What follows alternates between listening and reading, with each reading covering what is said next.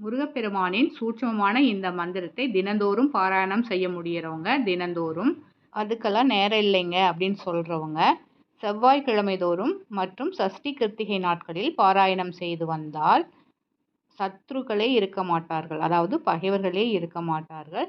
முருகனின் அருளால் செல்வமும் சேரும்.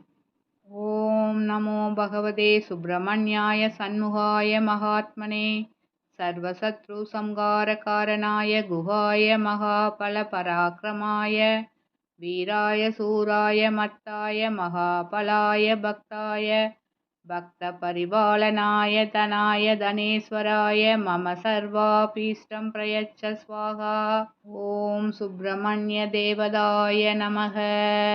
இதை முழுசா சொல்ல முடியாட்டி கூட ஓம் சுப்பிரமணிய தேவதாய நமகங்கிற இந்த ஒரு வரியை தினந்தோறும் 11 முறை பாராயணம் செய்தாலும் போதும்.